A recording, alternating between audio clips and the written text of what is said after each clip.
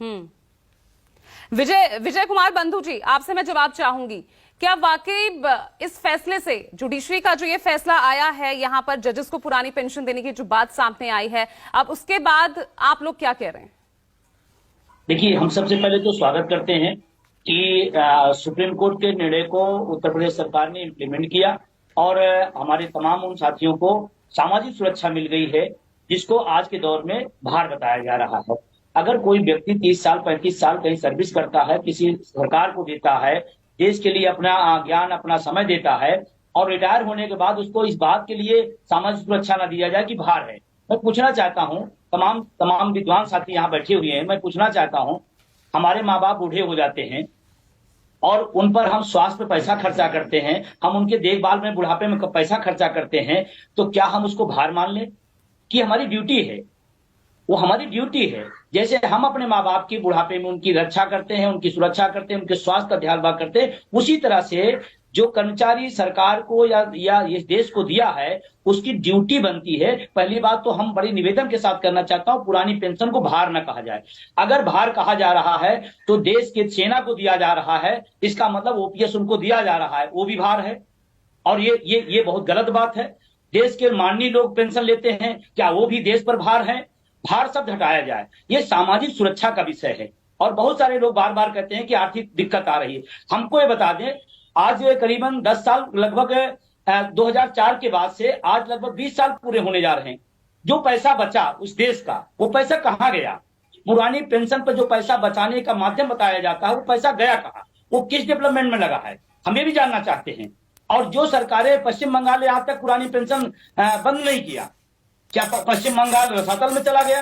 मैं पूछना चाहता हूं, आप अगर इंडेक्स देखेंगे, राष्ट्रीय इंडेक्स देखेंगे, तो उसमें आज भी 6ठे नंबर की अर्थव्यवस्था में आती है।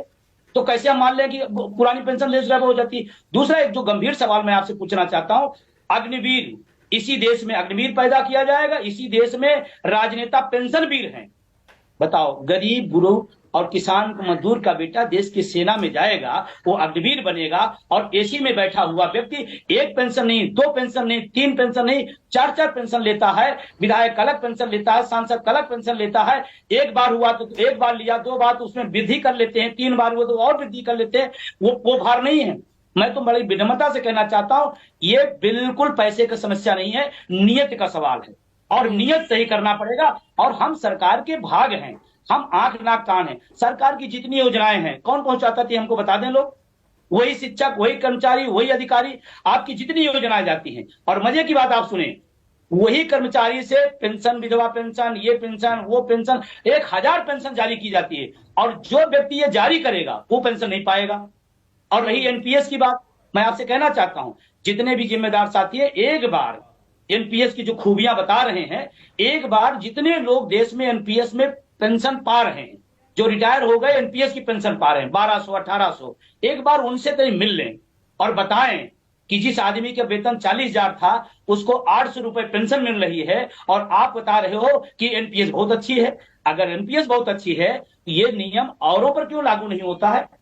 ये नेताओं पर क्यों नहीं लागू होता? और नेता तो मैं बड़ी विनम्रता से कहना चाहता हूं, वो तो कहते हैं हम सेवक हैं, उनको वेतन भत्ते सुविधा की क्या जरूरत है? हम तो कहते हैं सर्वेंट हैं, हम आए हैं वेतन भत्ते के लिए। आप तो सर्वेंट नहीं हैं, फिर आपको क्या जरूरत है?